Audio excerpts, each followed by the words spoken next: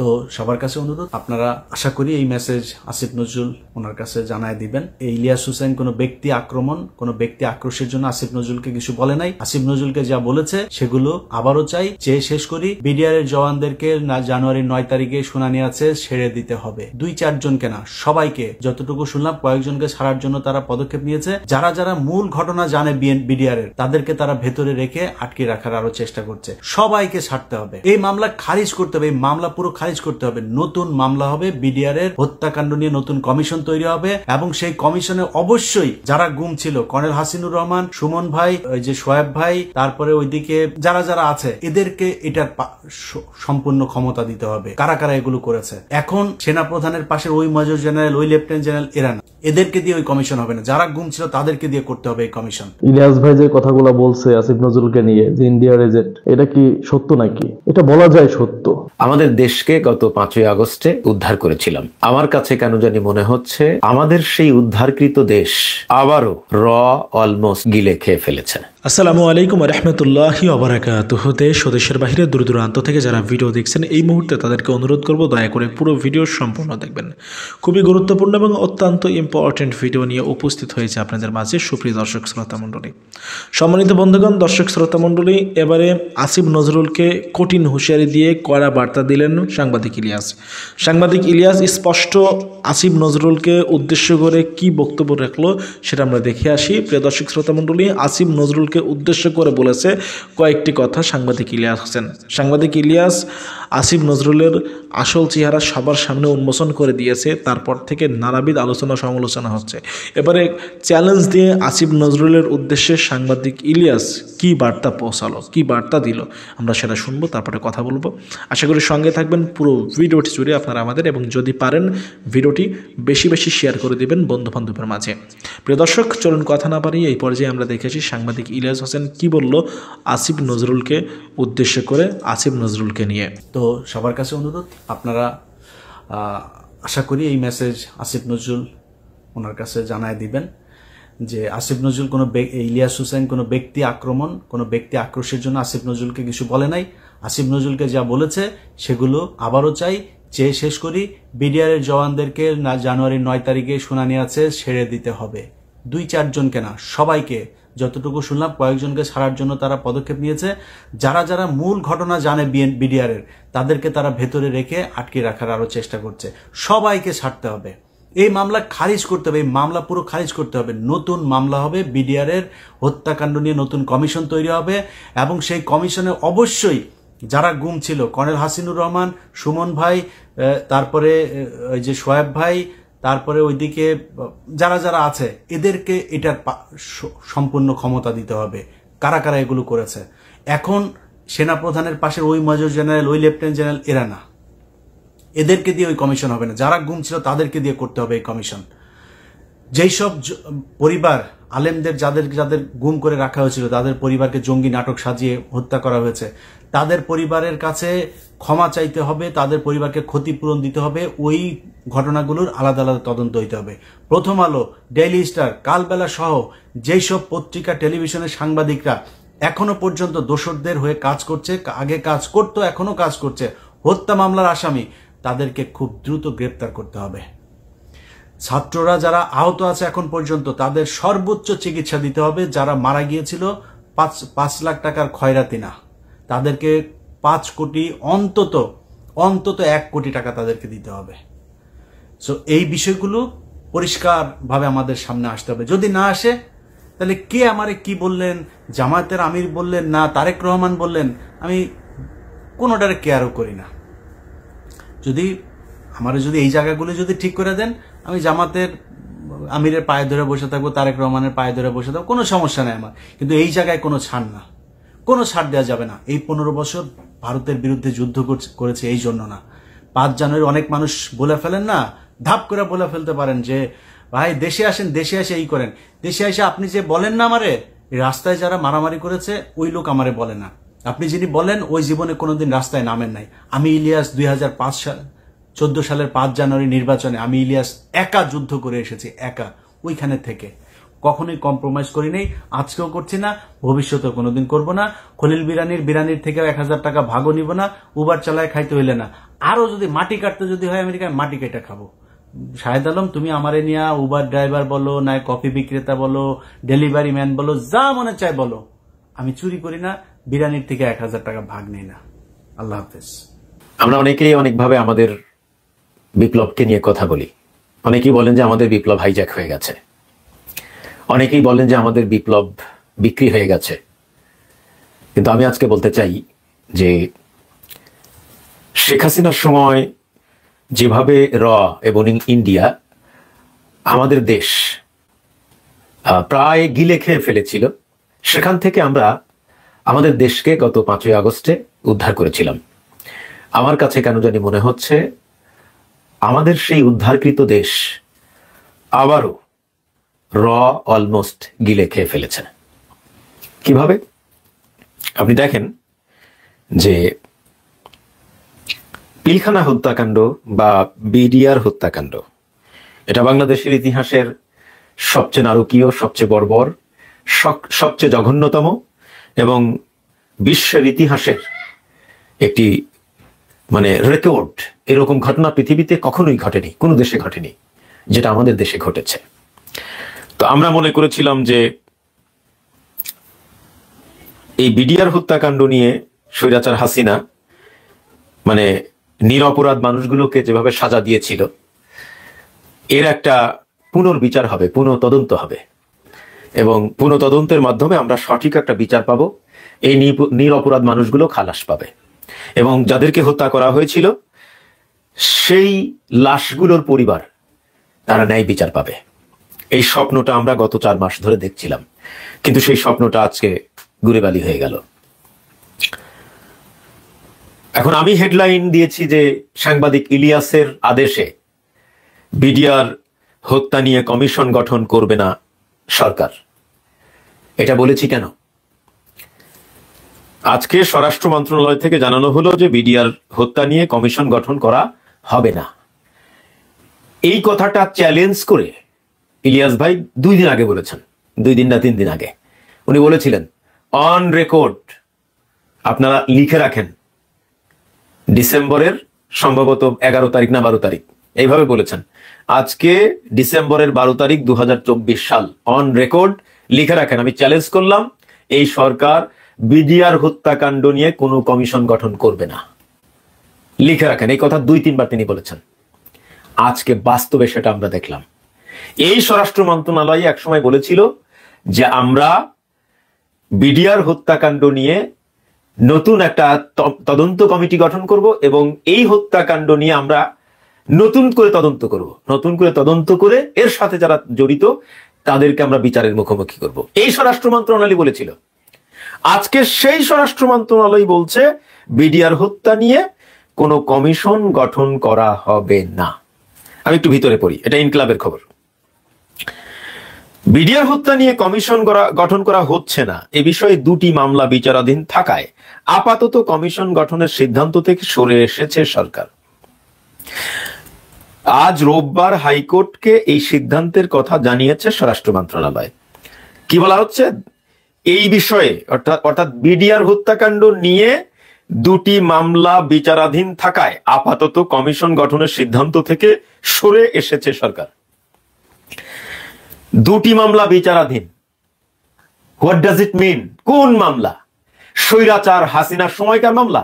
মামলাটাই তো মিথ্যা, মামলাটারই তো কোনো মেরিট নাই, ওটা তো মামলা না, ওটা একটা নাটক। সেই নাটক আপনারা জুলাই আগস্টের বিপ্লবের পরে আবারও মঞ্চস্থ করবেন। এই জন্যই কি আমরা দেশটা স্বাধীন করলাম? কিসের বিচার? ওটা কি মামলা ছিল? ওটা কি বিচার ছিল আদৌ? ওটা তো বিচারই ছিল না। তো সেই মামলা বিচারাধীন আছে বলে সরকার আপাতত কমিশন গঠনের সিদ্ধান্ত থেকে সরে এসেছে, এটা কি বিশ্বাসযোগ্য? না। এই নিউজটা যখন প্রকাশিত হয়েছে তখনই আমি বলেছি যে ভারতের চাপেই যে বিডিআর হত্যাকাণ্ড নিয়ে কমিশন গঠন করা থেকে সরকার সরে এসেছে, এটা বোঝার জন্য কি দার্শনিক হওয়া জরুরি? আমি আপনাদের কাছে প্রশ্ন করতে চাই। আমি যে প্রথমেই বলে নিচ্ছিলাম যে স্বৈরাচার হাসিনা আমাদের দেশটাকে র নামক কুমিরের গালের মধ্যে ঢুকিয়ে দিয়েছিল। শুধু গিলা বাকি ছিল। আমাদের রাষ্ট্রটা র নামক কুমিরের গালে ছিল, কুমিরের মুখে ছিল। আমরা কুমিরের মুখ থেকে, র নামক কুমিরের মুখ থেকে আমাদের দেশটাকে আমরা জুলাই আগস্টের বিপ্লবের মাধ্যমে উদ্ধার করেছি। সেই দেশটা এই সরকার আবারও র নামক কুমিরের গালে ঢুকিয়ে দিয়েছে অলরেডি। আপনি বোঝার চেষ্টা করেন স্বরাষ্ট্র মন্ত্রণালয় কি বলেছে। এই বিষয়ে 2টি মামলা বিচারাধীন থাকায় আপাতত কমিশন গঠনের সিদ্ধান্ত থেকে সরে এসেছে সরকার। কোন 2টি মামলা করেছে কে? কোন সময়কার মামলা? স্বৈরাচার হাসিনার সময়কার মামলা। সেটা কি আদৌ মামলা ছিল? সেই মামলার কোনো মেরিট আছে? ওটা কি সঠিক কোনো মামলা? ওই মামলার আবার বিচার কিসের? আসামি তো ঠিক নাই। আপনি বিষয়টা বোঝার চেষ্টা করেন। পিলখানা হত্যাকাণ্ড বা বিডিআর হত্যাকাণ্ডের যারা মূল আসামি, তাদের নামই তো এই মামলায় নাই। এই মামলার কি বিচার হবে?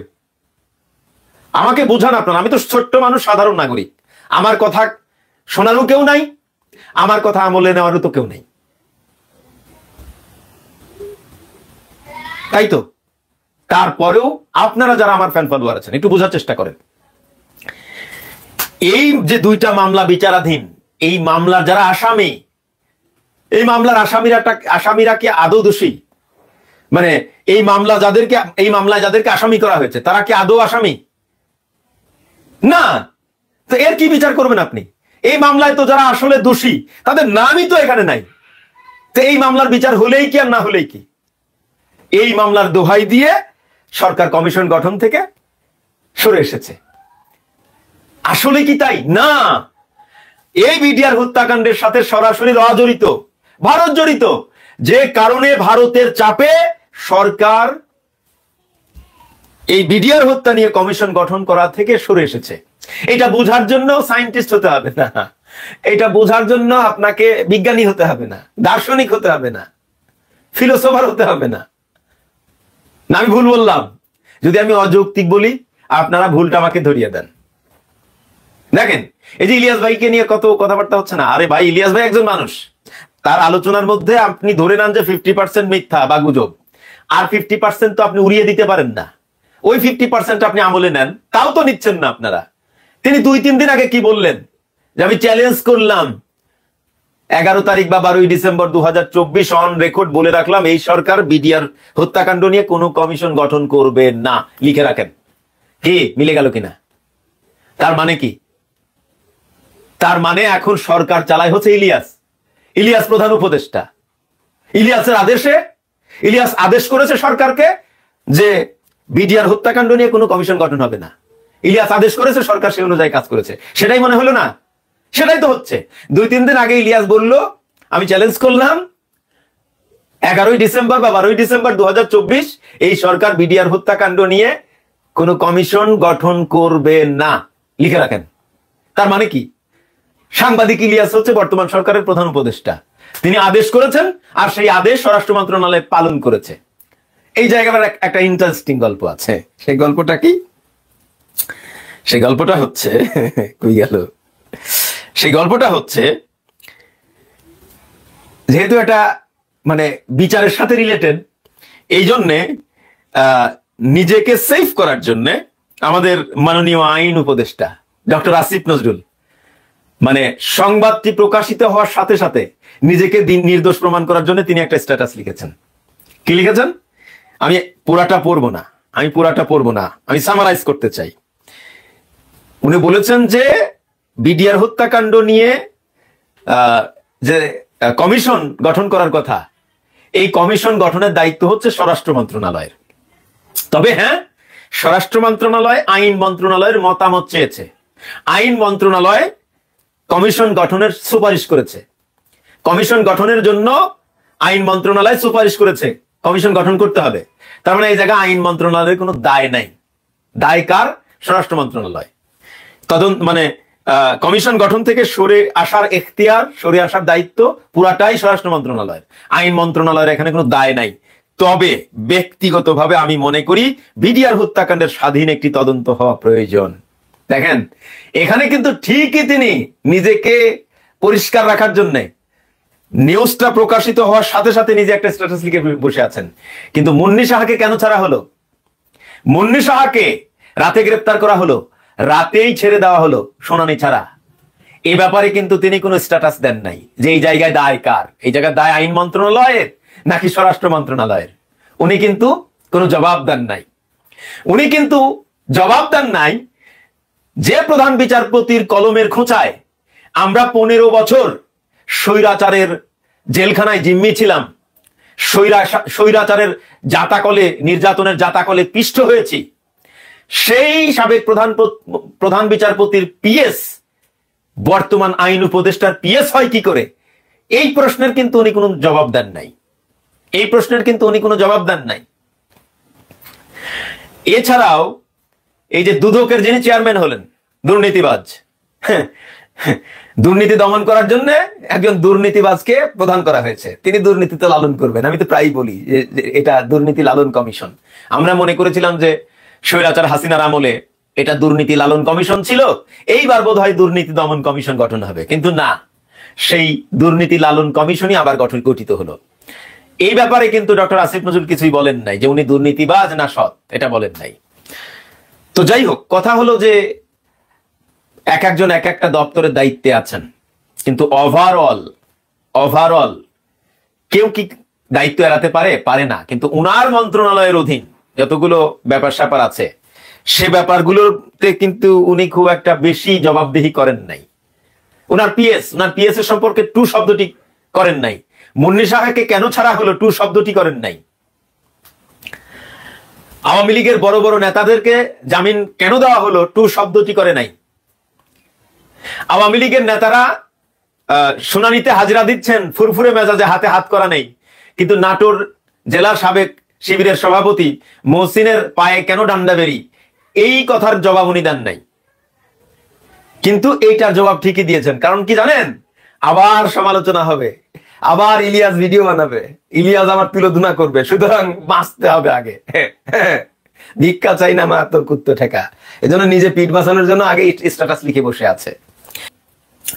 তো আমি যেটা বলছিলাম যে আসিফ নজরুল স্যার আগে যেমন মানুষের মন জয় করতে পেরেছিলেন ক্ষমতায় আসার আগে, কিন্তু ক্ষমতায় এসে তিনি মানুষের মন জয় করা তো অনেক পরে ব্যাপার, বরং মানুষের ঘৃণার পাত্র হয়েছেন। মানুষের মন জয় করতে তিনি ব্যর্থ হয়েছেন। এখনো সময় আছে। আজকেও যদি ফারুকি আর বশিরকে অন্তত বহিষ্কার করা হয় বা তাদেরকে পদত্যাগে বাধ্য করা হয়, তাহলে জনগণ যেভাবে আসিফ নজরুল সহ এই সরকারের প্রতি এক ধরনের মানে ক্ষুব্ধতা দেখাচ্ছে, এখান থেকে এই সরকার কিছুটা হলো নিষ্কৃতি পাবে। 1, 2 হলো সরকার যদি কালকেই সাঁড়াশি অভিযান চালায় যে স্বৈরাচার হাসিনার দোসর প্রশাসনে যারা আছে তাদেরকে ছাঁটাই অভিযান শুরু হলো।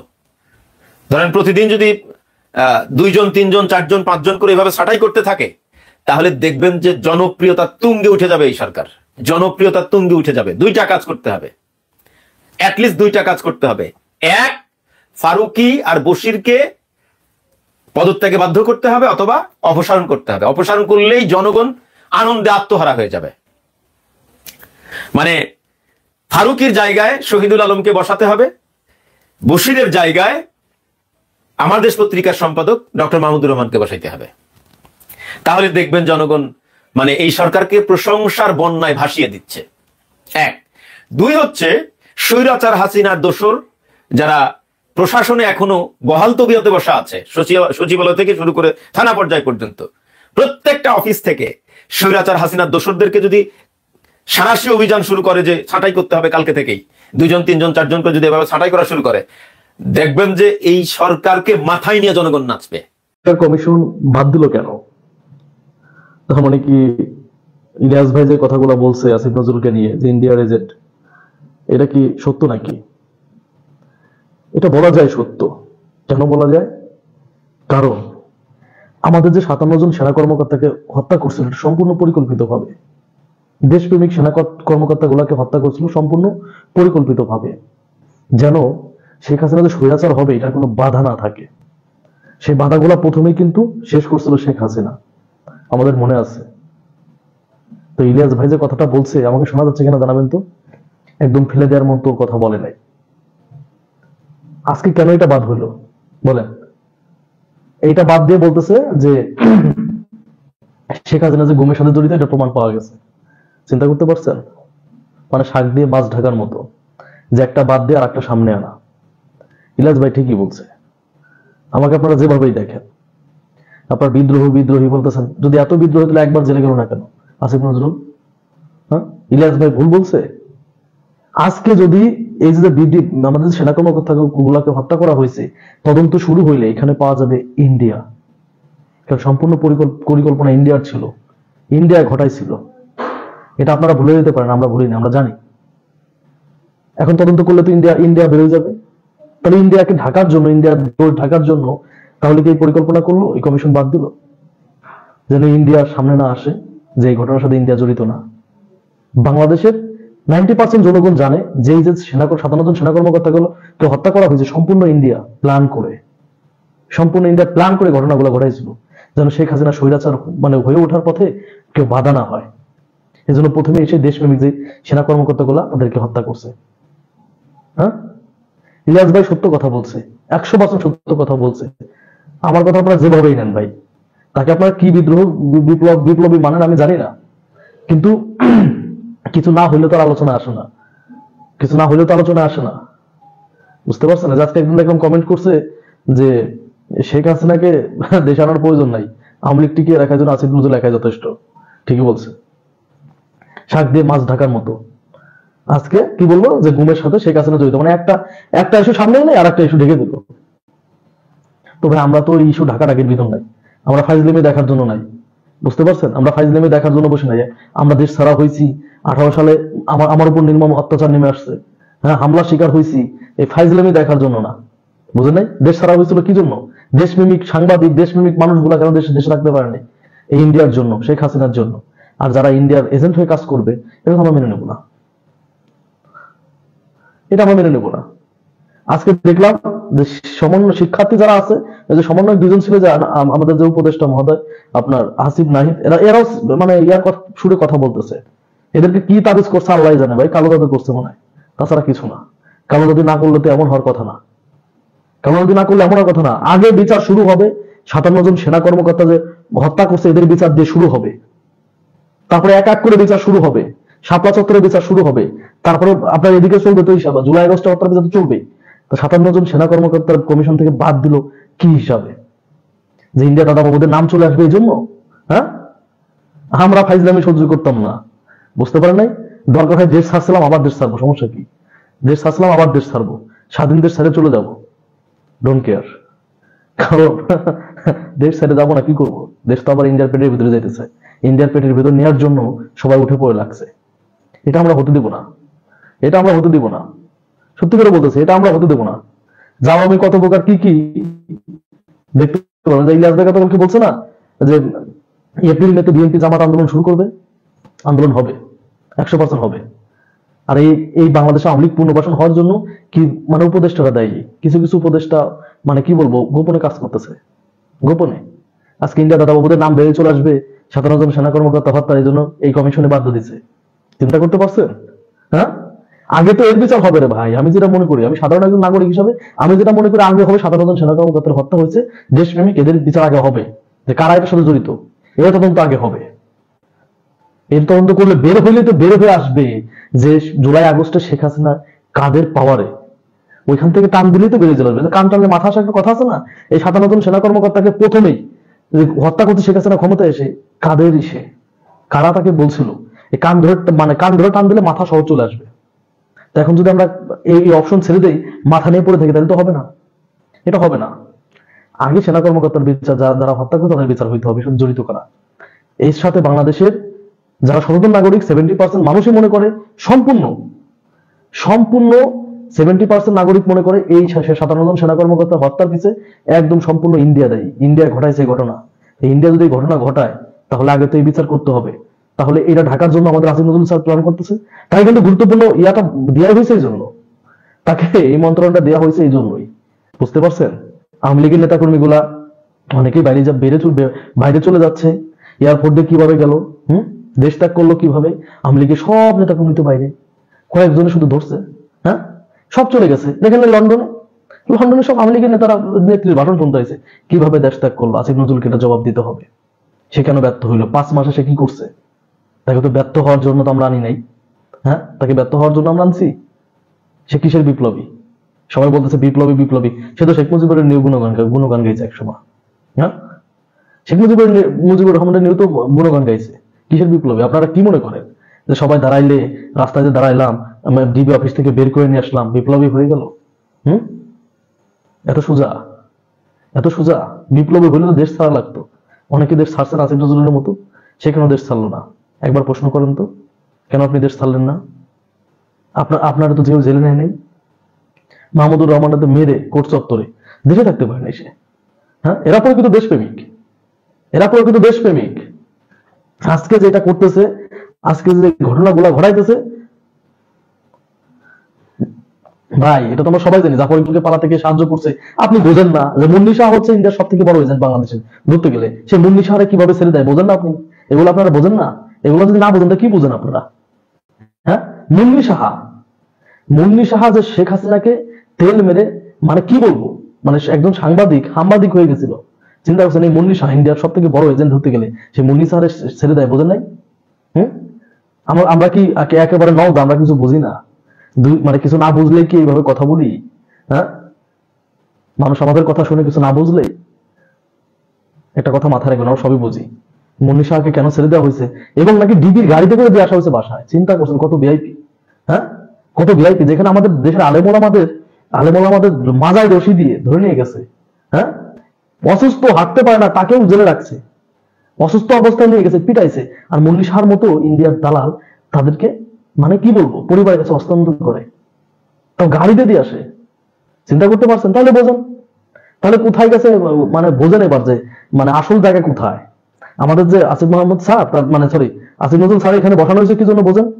বাংলাদেশ, ভাই, ভারতের সচিব যে বাংলাদেশে 1 ঘন্টা লোকাই আসলো ওকারের সাথে যে কথা হয়েছে, যেন বিডিআর হত্যার বিচার না হয়, হ্যাঁ, আসিফ এখানে দেশ ভাই, আমরা তো শুরু থেকে বলতে আসছি যে এটাই হবে।